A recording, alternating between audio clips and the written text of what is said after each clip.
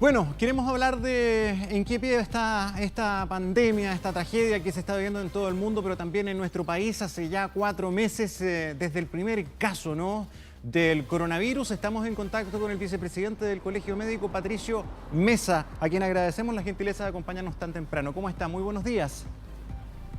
Muy buenos días, Gonzalo. Gracias a ti por la invitación.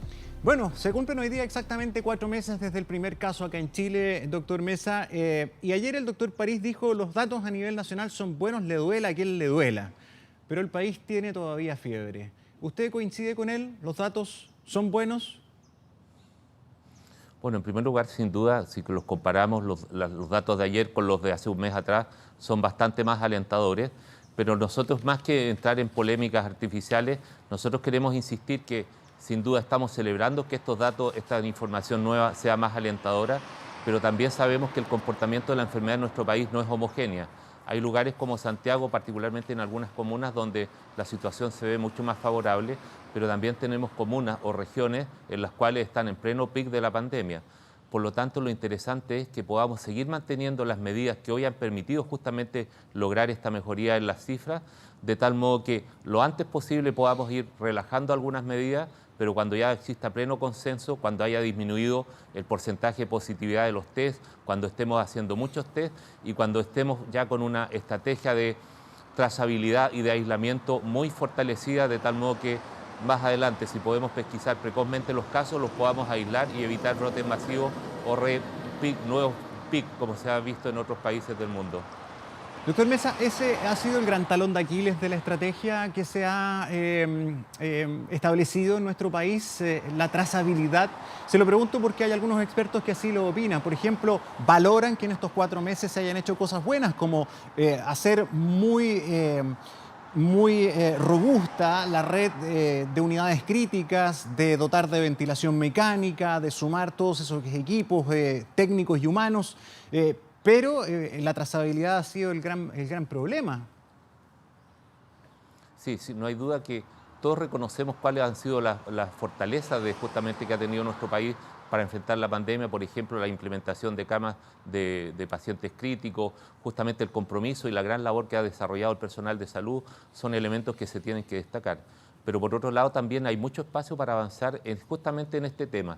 Seguir haciendo testeos masivos. Si nuestro país tiene una capacidad de realizar 23.000 test de PCR al día, ocupemos toda esa capacidad, vayamos en busca de pacientes justamente como tú decías, que puedan ser asintomáticos y los podamos pesquisar precozmente, de tal modo de precozmente eliminar la cadena de transmisión de la enfermedad. Y en eso también nos falta mucho por avanzar en el tema de la trazabilidad. Los países que han tenido mejor comportamiento de la epidemia han sido aquellos en los cuales tienen una gran cantidad de trazadores, es decir, personas que le hacen un seguimiento a las personas que están contagiadas, que buscan a los contactos que ellas han tenido, de tal modo que estos se puedan aislar precozmente. Y esa es la idea, porque en algún momento, cuando ya estemos acercándonos a reincorporarnos a nuestra forma de vida más o menos habitual, tenemos que tener un sistema tan bien montado que podamos pesquisar precozmente a una persona que está infectando, lo tomamos, lo aislamos del resto de la comunidad para que justamente podamos limitar a un sector geográfico muy pequeño este rebrote de infectados. Por lo tanto, ahí tenemos mucho que avanzar aún y creo que en eso el rol que se le está dando hoy a la atención primaria, este nuevo rol, yo creo que va a ser fundamental justamente en el control de la pandemia. Doctor Mesa, estábamos recién viendo un punto de fiscalización, como los hay en muchas ciudades que están en cuarentena y en varios puntos, ¿no?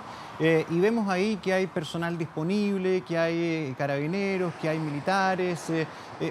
¿Podría ser una idea que contribuya que en esos puntos de fiscalización, como el que vemos a esta hora en Vicuña Maquena, se ofreciera la chance de testear voluntariamente? Sería bueno porque, como usted decía, tenemos una capacidad instalada de 23.000 exámenes y se están haciendo, al menos ayer, se reportaron 10.000 y tanto. O sea, estamos haciendo la mitad. Y muchas veces se dice, mientras más alumbremos, más vamos a encontrar. Sin duda, esa es la idea, buscar, si ya en este momento la cantidad de personas que espontáneamente están acudiendo a hacerse los exámenes ha disminuido, nosotros vayamos en busca justamente de pacientes que son de alto riesgo de transmitir la enfermedad a otro personal de gran riesgo. Por ejemplo, a la población penitenciaria, a los centros de adultos mayores, el mismo personal de salud, identificar a todos ellos que podemos ser potenciales transmisores de la enfermedad a otros, hacernos con regularidad el examen de tal modo, insisto, diagnosticar precozmente la enfermedad y aislar a aquellos que la estén transmitiendo. Eso creemos que es algo fundamental para el manejo de aquí en adelante de la pandemia. Sí, hoy día en La Tercera habla, en otro tema, el jefe del DEIS, Carlos Sanz, que lidera el departamento que lleva el registro de los decesos por el COVID-19, informados a la OMS. Dice, respecto al conteo de fallecidos, nadie me ha pedido ocultar una cifra. Todo esto en términos de la transparencia y también de la sugerencia que se ha hecho a que se unifique la cifra, que no se entregue en dos. ¿Usted coincide con Espacio Público, por ejemplo, de que sería bueno que fuera solamente una cifra? Nosotros creemos que desde el punto de vista de la claridad del mensaje que se transmite a la comunidad debería ser una sola cifra, porque a la comunidad, sobre todo aquellos que escuchan las noticias en forma fugaz, no les queda muy claro por qué existen estos dos valores. Y nosotros consideramos que debe ser una sola cifra y de considerar la cifra mayor, la más abultada, que ya es cercana a los 10.000 fallecimientos, de tal modo que las medidas sanitarias que se tomen para implementar en nuestro país sean en base a una situación más severa, con mayor número de fallecimientos, y eso de alguna forma creemos que podría facilitar, en el sentido de que en la medida que tomamos medidas más drásticas, podríamos controlar más precozmente la enfermedad en Chile. Muy bien, doctor Patricio Meza, muchísimas gracias por acompañarnos esta mañana. Gonzalo, dígame.